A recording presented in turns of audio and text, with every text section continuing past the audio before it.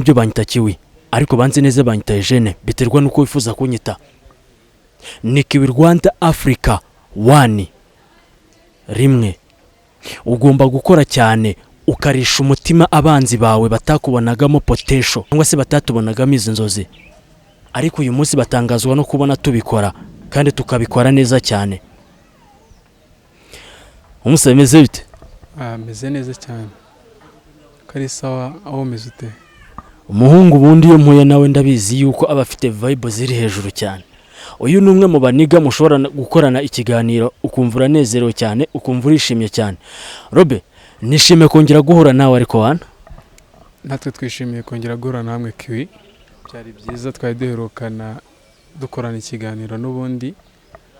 Ndakeka ko kuba twongeye byadushimishije kurushaho, ni fresh cyane kabisa.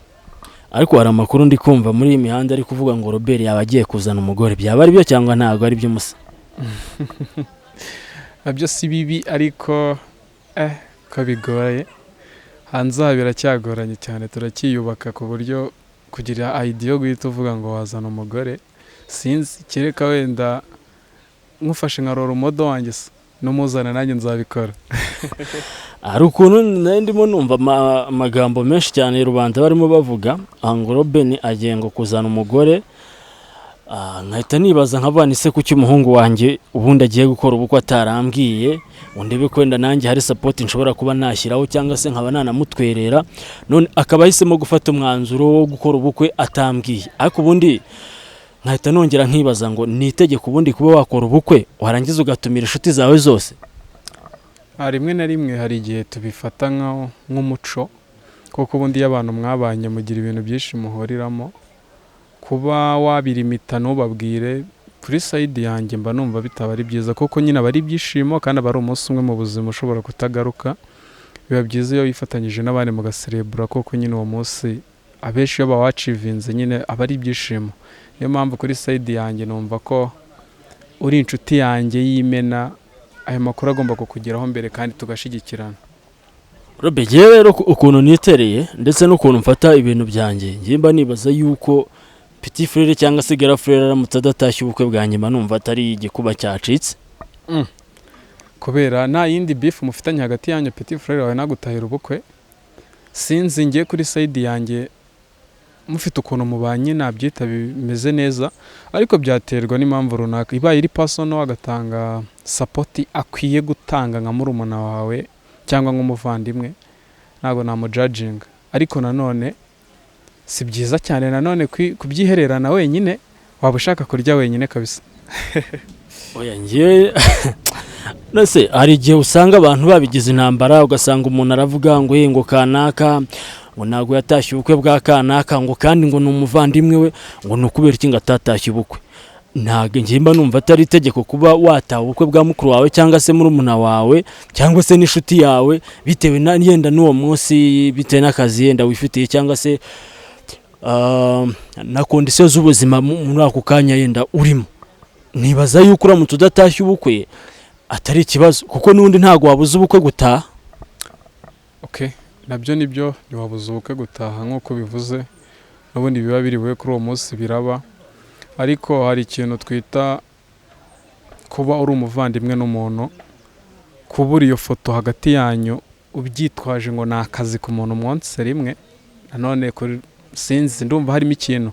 Ariko bibaye biri emergency bishoboka ko gukunda bigoranye, hari igihe biba akaba yabwitabira online akabikurikirana nyine mukabona contribution uruhare rwe. Nese Robert, uyu munsi uramutse ufite Grand Frere wawe agakora ubukwe, ukaba ubizi neza ko uyu munsi turi kwa kangahe sibyo? Barakubwiye ngo kuwa gatandatu mukuru wawe afite ubukwe, urabizi neza ko afite ubukwe kuri uwo munsi. Warangiza ukagira amahirwe ukabona ikiraka kibuze kugukubita 500 ku munsi, kiri bukwishyure uwo munsi 500, ugasanga bihuriranye na bwa bukwe bwa mukuru wawe. Mu by'ukuri icyo kiraka wakireka ukajya mu bukwe bwa mukuru wawe cyangwa wajya gukora ikiraka ubukwe n'undi bw'abandi bugakomeza? Icyo kibazo ko kigoye Kiwi, ariko nubwo uko ni kubyumva nkoresheje ibitekerezo byanjye cyangwa mind, ngewe bitewe na relation mufitanye ni umuvandimwe wawe by the way, nanone bizirikane ubitekerezaho kabiri, ariko bitewe n'ukuntu abantu dushobora kubyumva bitandukanye, abuze kubw'impamvu nyine nk'iyo ngiyo ishobora kuba iri emergency, ayo mafaranga ashobora kuba yakeneye, kandi muri ubwo bukwe bwawe ushobora kuba ibyo mukoreye bigoranye nyine mu kuba bitamusorovingira ibyo bibazo yari afite, ashobora gucuzinga akagenda agakorera ayo mafaranga, ariko nyine iyo ufite side ubona akakwitayeho nk'umuvandimwe, hari icyo akora nawe ukabona ko muri kumwe, ashobora kuba icyo kiraka yagikora akindi mihango yarayitabiriye, cyangwa nyuma y'ubukwe nyine ukabona kwitanga kwiwe, ibyo byose bikwereka nyine kuba ari umuvandimwe. Just ukuntu mbyumva bibaye biri ngombwa, biri emergency, yagenda agakora ayo mafaranga, ariko iyo bishoboka hari ukuntu yabimanaginga. By the way, umuvandimwe aba ari umuvandimwe, nakomeje mbigarukaho. Robe, ushatse kuvuga ko amafaranga ni amafaranga, kandi nawe agomba kubyakira ntabigire intambara, kuko hari umuntu ushobora gusanga ahise bigira beef cyane, ugasanga mu muryango ni igikuba cyacitse ngo kanaka ngo ntigeze ngataha ubukwe ngo bwa mwene wabo, ngo cyangwa se ngo kubera iki ngo kanaka ngo tutamubonye mu bukwe bwa mukuru we cyangwa se mu bukwe bwa murumuna we, ariko mu by'ukuri ntago bazi impamvu. Wowe mukuru wawe cyangwa se murumuna wawe uzi ko nta kibazo na kimwe mufitanye, warangiza ku munsi w'ubukwe bwawe akaba atari buboneke bitewe yenda na kondisiyo z'akazi yagize, ese mu by'ukuri nyuma y'ubukwe mwazakomezanya cyangwa mwahita mutandukana kubera ubukwe? Kubyumva nyine urumva ko byagora abantu benshi, ariko izo mpamvu hari ukuntu nyine umuntu yintroduce ku giti cye, ukabona ko nyine ibyo bintu akubwiye byari emergency, ni ngombwa ko byari bube nyine gutyo byabaye, mwakomezanya kuko na uwo munsi wonyine nyine atatendinze ataje kuwifatanya nawe, sinzi nimba watuma nyine mutandukana muri life yanyu, haba hari izindi beef zibiri inyuma. Ariko nkuko nyine wakomeje kubimbaza, ngiye kuri side yanyu nyine yaramenyesheje impamvu zishobora kuba ziri kubirimita, iyo zumvikana turi bakuru uranariza nawe ukavuga toke ndakubohoye genda, ariko nyine nawe contribution yawe ndayikeneye nyuma y'ubukwe cyangwa kwitanga mu bukwe, ariko kwitabira mu bukwe gusa ntabwo ari cyo tuba dukeneye, gufashanya, kubona umuntu nyine kari kuri side yawe, ushobora umuntu kugufasha mu buryo buri finance, mu bitekerezo, aho hose tuba dukeneye abantu. Ubwo urumva na umuntu si ya buri kintu agufasha hagati aho ngaho to, niko mbyumva. Oya, we kugufasha agomba kubikora nk'inshingano, akanagusapotinga, akanagutwerera, ariko nyuma ntaze mu bukwe bwawe. By the way, uyu musaza rero namaze kumva uburyo abyumva, uburyo abyenjoyingamo, ntabwo ibintu byose ari intambara. Bivuze ngo hari ibintu tugira intambara ariko bitakabaye kuba ari intambara. Hari ubuzima twakabaye kuba tworoshya, noneho ugasanga ahubwo umuntu arabigira ibindi. So nukuvuga ngo ubuzima bwose burashoboka, kandi ubuzima bwose ushobora kububamo. Ibibi ibyiza ugomba kuba wabasha kubyenjoyinga, apana gufata ibintu byose ukabigira intambara, kuko ibintu byose ntago ari intambara. Ibintu byose ni ukubyakira uko biri, ukabanza ukanamenya impamvu icyo kintu cyabayeho, sibyo? Ntago bivuze ngo uhutireho ubashe gufata umwanzuro ukakaye. So ntago rero icyo nakwibwirira abantu badukurikira kuri izi mikoro zacu, icyo tuba dushaka kuganira ni ukungurana ibitekerezo, sibyo? Tuba dushaka kuba twakiyungura ubumenyi, sibyo? Ntago rero ibintu byacu biba bigomba kuba fight. Ndabeshya Robe? Niko bimeze, kandi just hari ikintu nkuko bikomoje, aho urumva ko wamukeneye ni mu bintu byiza. Hari ikintu bajya bakunda gukoresha ngo you say good friend in the time the trouble, k'inshuti nyancu tuyibonera mu byago cyangwa nko mu bihe bikomeye. Kumva ko ari umuvandimwe wawe atatendinze mu bukwe, just ukamubona mu bihe bikomeye, ukabona ko ari hafi yawe. Ye uko mbyumva ubu niwe muntu muri kumwe. By the way Robe, reka nkubaze ikibazo kigira giti. Umuntu aramutse agukubise 200 hano i Kigali, 200 akakubwira ngo bigiye kugutunga ijoro n'amanywa, 200 kugira ngo bigutunge ijoro n'amanywa wabimanaginga gute?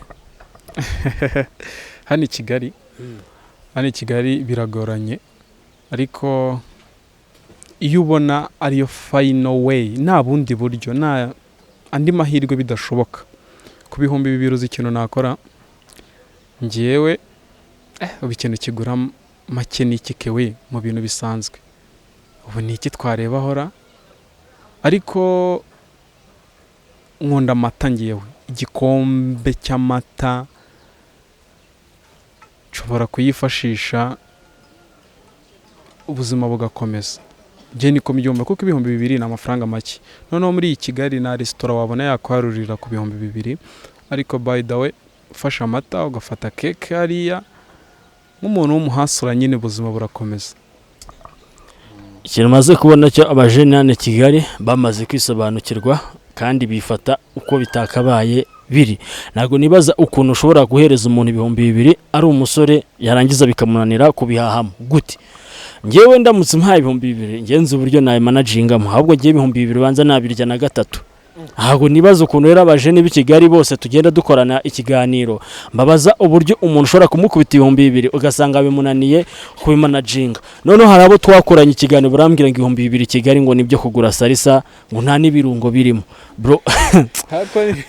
Niko kuri nta birungo birimo, wabirira aho ngaho. Hari igihe kera twigaga economics, noneho twari dufite umwarimu waduteraga story tukabikunda, akavuga ati just nk'iyo ugiye kunywa icyayi cyangwa nyine nk'ibindi bintu nk'isukari ugasanga price yabaye increase, yarenze kuri capacity y'amafaranga warashaka gusohora, ukuntu bigenza nyine ngo ukinweraho. Rero ibyo birungo hari igihe byirengagiza ukabiriraho, nibyo ngibyo bibaho. Nibyo hashaka kumbwira Robert. Ayo masarisa yabuze n'ibindi birungo, okay, nk'umuhasara wabiriraho. Robert, ko nkubaza ikibazo, uramutse ufite umukobwa mukundana ukaba uri nko muri bisi ukajya kumva nka telefone y'umuntu mwicaranye irimo irahamagara, yarangiza umujama akamubwira ati rero arimo ukumva nyine umujama mwicaranye arimo aravugisha umukobwa, urumva mu by'ukuri umukobwa bari kuvugana ntago uzi uwo ari we, yarangiza agatambwira ati rero ndimo ndaza muri iki cyerekezo iki niki, ndashaka ko duhurira muri iki cyerekezo, then nkahita nkufata duhita dukomeza, urumva wowe warangiza ukituriza, noneho mugakomeza mukajyana na wa mujama, mwagera hirya handi yarangiye wa musista yenda nitubare ko ari ku cyapa, warangiza ukajya kubona ukabona umuntu agiye guhura nawe ni sheri wawe. Mu by'ukuri uramutse ubibonye ako kanya ibyo iyo foto waba uri kubona wabyakira gute? Kandi mu by'ukuri uri kubibona ko ahantu bagiye kujya, bagiye gusohokana, kandi kiri buze gukurikiraho gahunda na aferi ni ukuryana. Mbabarira umbwiza ukuri, abaye ari sheri wawe kandi mumaranye igihe kinini kandi umukunda, nawe akwereka ko agukunda ukamufatira muri iyo situation, mbabarira umbwiza ukuri ako kanya ukuntu wahita wiyumva? Nkuko bivuze biragoye pe, ariko just njye ukuntu byumva, hari ibintu byinshi urubyiruko muri iyi minsi noneho cyane cyane Kigali wishare, ariko birababaza by the way igihe ushobora kuba ufite mu girlfriend ukabona ko noneho imbere mu maso yawe nyine ukabona ibintu, hari igihe ubona ibintu ukagira ni filime, just ukabona umuntu agiye guhura na sheri wawe kandi uwo mukobwa wenda uramukunda, biri true. Iyo umuryarya bundi umukobwa mu bintu abantu batazi, umukobwa nk'iyo umushakaho kuvuga ngo ni sexy ni kuryamana byonyine, ntago umufitiye piti cyangwa impuhwe kuri we, uba wumva nyine kumumanaginga upfa kuvuga ati ankoreye icyo ankorera mbona mufite ntacyo momba. Ariko iyo umuntu mukunda kumubona ari kunyaranyara muri ibyo bintu, hari igihe nyine bikugonga ugasanga birakubabaje. Ariko ngiye kuri ngewe ubundi hari ikintu nagiye mbona ubuzima bwagiye bwigisha abantu, mbere yo gukora please tekereza kabiri. Hari igihe kandi nanone iyo warakaye irinde gufata imyanzuro warakaye, ushobora kubibona gutyo management yabura byakugonga ugasanga umwitwayeho nabi, ushobora kuba joininga ukagira ahantu bari ukavuga ibintu utasubiramo mu gihe udafite uwo mujinya. Please nimba ubibonye gutyo ufite gufata umwanya, kuko iyo bimeze gutyo ugenda n'ubundi ntacyo wakora cyamubuza kugenda. Ikintu numva kuri ngewe muri iyi minsi biragoye, abasore abakobwa twese dufite ibibazo, kubona umuntu wa nyawe uri loyal person ubu biragoye pe, ariko hamwe no gusenga Imana izaduha packaging y'ibyo twifuza katubirindira. Uravuze ngo wowe uramutse ubonye sheri wawe ari kumwe n'undi mujama wapfusha ugakomeza ukigendera ukumva nta kibazo se? Utanyumva nabi uko ibyo bintu kubikontorora biragoye pe, ariko njye ukuntu mbyumva kuri side yanjye mbabonye already kumanaginga nyine, hari igihe umuntu kumanaginga ibintu uvuga warakaye biragoranye cyane, ku buryo ushobora kuba nta na evidence nyine ufite zemeza ibintu neza, kubona abantu ngo bari kumwe ngo bateguye ngo barasohotse please ntago bikonfaminga nyine ibiri behind y'ibyo nyine. Okay, already bahuye, ariko ibiri beside ibiri behind ntabyuze, ibiri ku ruhande bishobora gukurikira. Kandi nanone kwizera umuntu biri full ni ikosa, ariko ukuntu mbyumva ngiyewe nyibabona already nakirinda kugira ikintu mvuga nyine muri iyo condition y'uburakari, kuko nshobora kuvuga ibintu nashobora gusubiramo nyuma. Kandi ubundi nko mu mategeko twebwe already nubwo waba wakoze icyaha, tubyita icyaha, kiba icyaha iyo wacyemejwe n'urukiko. Kumbwira ngo iyo umuntu agikekwa nubwo yaba yagikoze already baba bamwita ukekwa, bivuze yuko nyine wowe uramutse ubonye shere wawe ari abonanye n'uwo mujama ukabona bagiye gukata ahantu runaka, nta hungabana wagira. Nk'umuntu emotion kuzikontorora biragoye, nshobora kurigira, ariko guhita mutekerereza ibiri behind ashobora kuba agiyemo already wamaze gukora icyaha nawe. Robe koremo bica ku ruhande bro. Oya ntago niko bica ku ruhande, njye niko mbyumva. Umusore murabica ku ruhande, ntago uri kunyereka nyine relaxation ushobora kuba wagira muri ako kanya, uburyo wakitwara. Njye nabikubwiye biri seriously n'umujinya mwinshi utabikontoreye muri ako kanya. Impamvu nyine uri kumva ngo ni kubica ku ruhande, utabikontoreye nzi neza ko ushobora gukora ikintu nyine kidakwiye nk'umuntu nyine utekereza. Ako se Robe ntago ujya urakara? Ndarakara cyane nyine, none se kubera icyo uri kumbwira ngo ushobora kubibona ukarenzaho? Oya ndarakara cyane binarenze nuko nanjye mbitekereza, ku buryo umukobwa ushobora kuba wakongera ukamugirira icyizere ukemera ko mwongera guciringa cyangwa. Ariko kugira umuntu wongera umuhe second chance biterwa, subize nawe impamvu ndabisobanura mu buryo bubiri. Hari nk'igihe umuntu agukorera ikosa just akaryemera akanayisabira imbabazi, aruta wa muntu ushobora kuba ari aho ngaho nta mistake nyine wamubonyeho ariko akuryarya. Ngiye ngufatiye mu ikosa ukaryemera utangoye kandi ukemera no guhinduka, by the way ngiye nakubabarira. Aha uri kunyumvira umusore hano ngo yababarira umukobwa bakundana, ngo aramutse amufatanya na sheri, aramutse amufatanya n'undi mujama bagiye gusohokana, bagiye kurya show, agiye korera bya bindi mujya muvuga ngo aragitosa. Narangiza Robert reka nkubaza ikibazo, uramutse uri kumwe n'umugore wa girlfriend wawe mu rugo, yarangiza girlfriend wawe akagenda akamara amezi 2, wowe n'uwo mugore we ari we mwibanira muri icyo gipangu, urumva Robert mbabarira umubwiza ukuri ko yazagaruka agasanga utaramurongoreye umugore?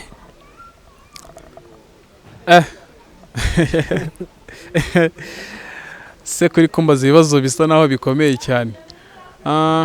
Kuri side yanjye nyine okay biragoye, ariko urundi ruhande ahantu mbona ko bitagoye, ibintu bijya kukwafegita ku giti cyawe n'umugore ntago ari umukecuru, muri mu kigero kimwe, sibyo? N'umugore wa girlfriend wawe arabasiganye amezi 2, agiye mu butumwa hanze, azagaruka nyuma y'amezi 2, ni wowe nawe mugiye kubana mu nzu. Mbabarira umbwiza ukuri, yagaruka utaramurongora cyangwa? Unyemereye nanjye mbere yuko nkuha igisubizo cyanyacyo, nanjye ikibazo cyawe urahita ujya mu mategeko. Oya ntago ndi bujye mu mategeko, ibi ngibi tubikore biri side kubiri ku ruhande y'amategeko.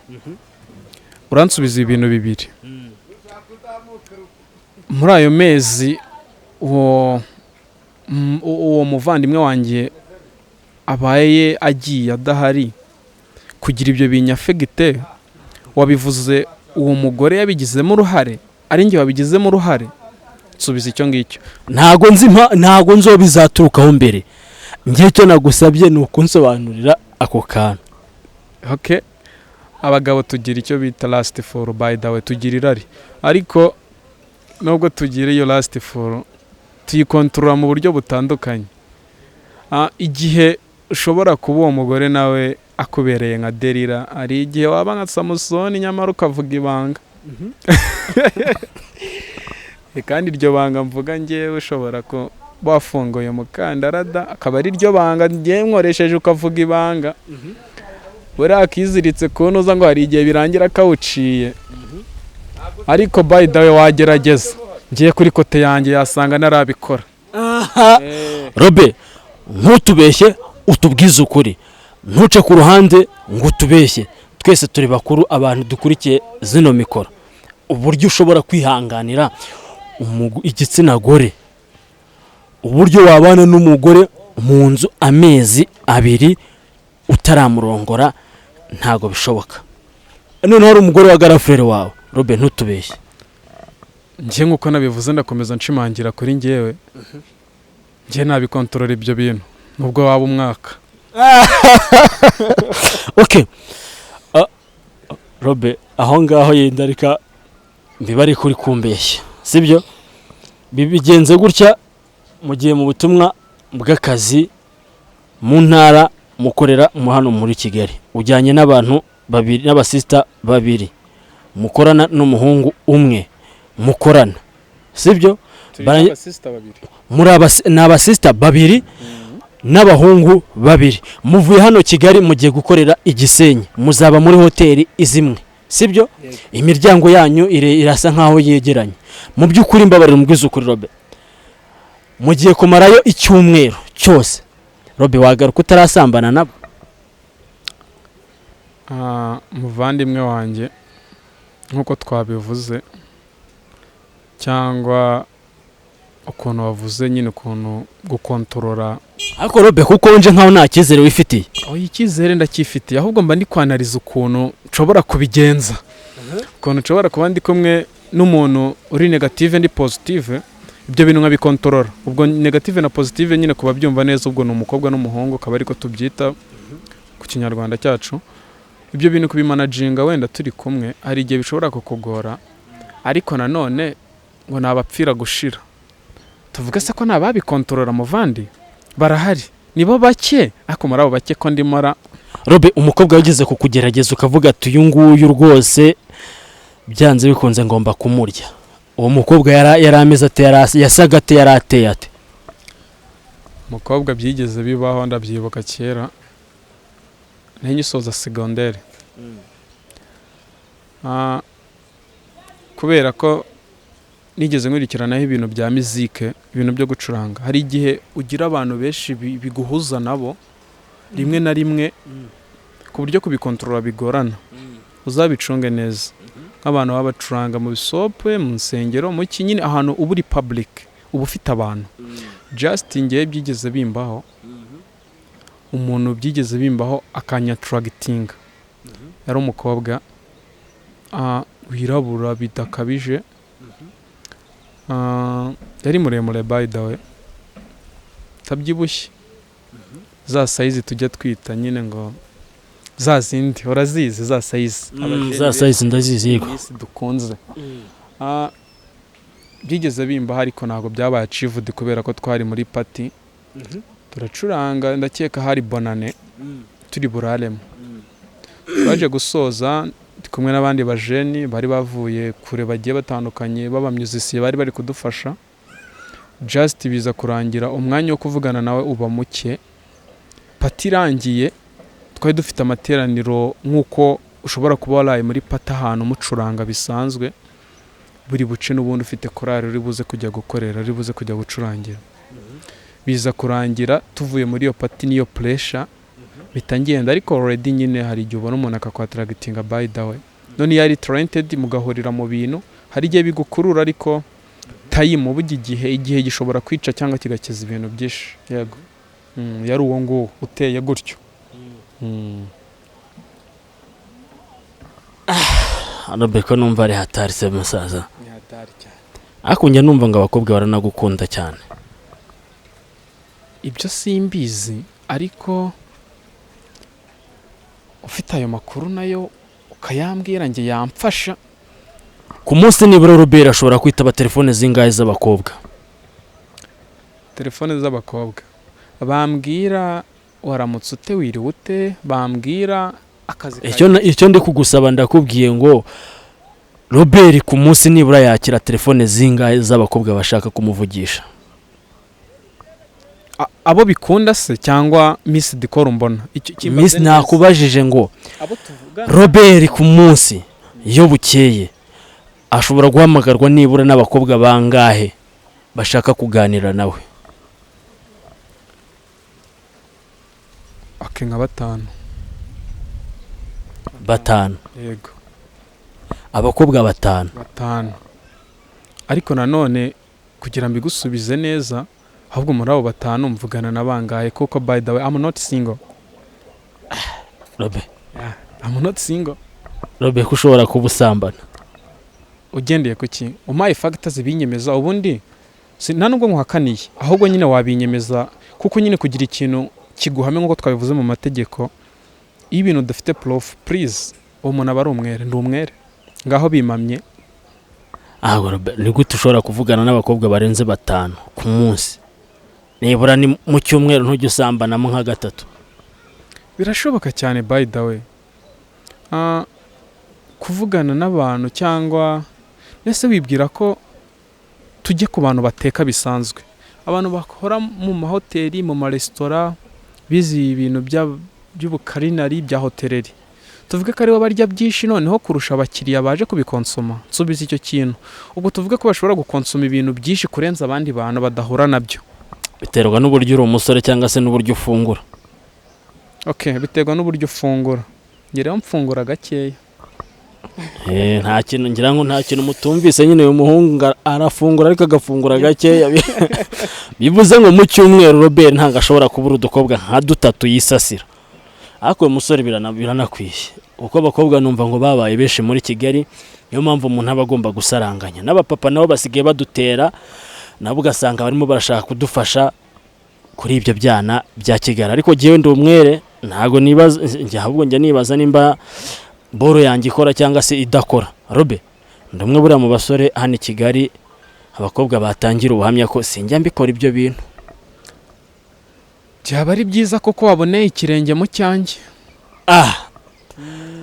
Robert, nibyo cyane, waba uteye ikirenge mu cyanjye kuko nanjye hari igihe byigeze bimbaho by the way, ngira ngo sindi muzima kuko nabonaga abandi bajeni sitori twagiranaga ibyo bigambaga, nkasanga ndi inyuma cyane muri ibyo bintu ndi wa nyuma. Naje kumenya ko ndi muzima, ati bigenze bite? Ngewe umuganga wanjye, mfite umuganga by the way. Umuganga w'umukobwa ariko? Oya, ntago ari umuganga w'umukobwa. Uwo ntabwo yaba ari umuganga, yaba ari umutekinisiye uwo nguwo. Muganga wanjye niwe waje kumbwira ati musore wanjye dori you are normal, uri muzima, gahunda irakora neza. Irakora mu majyepfo ni hazima cyane. Rishwa amushwa ni hazima cyane. Ego ariko ntabwo ndakora testeri. Bizi ko ari hazima biri teori. Nyine muri pratique I mean nzabigerageza one day, ariko nyine kubera ko bifite amakuru muri teori ko ari hazima, muri pratique attention buriya. Robert, ubuzima bwakwigishije iki muri uyu mujyi wa Kigali? Mbajije ibintu byiza, ibintu ko bisaba kubivuga umuntu ari seriye, birasaba kugira dutuze cyane tubisobanure. Nuko mukanya nakubwiye ngo you see a good friend in the time of the trouble, ko inshuti nyanshuti yibonera mu byago cyangwa mu bihe bikomeye. Ngiye muri uyu mujyi Kigali nahigiye ibintu byinshi by the way. Kigali hanyigishije kubana n'abandi, hanyigishije kubaha buri muntu ukamuha agaciro akwiye, kuko uyu munsi uba uri kumwe n'umuntu, ejo umuntu akagufasha utazi ko mwari buhure. Kandi by the way uzarespecte buri umwe wese kuko ntago ubuze uzakugira umumaro. Ubwo niyo mpamvu muri uyu mujyi ikintu nahigiye kubana, kuko byagiye bitwafegita tugisoza bamwe kwiga, ugasanga umuntu nk'abantu ngo babuze connection, babuze link, ariko iyo ubana neza ugakipa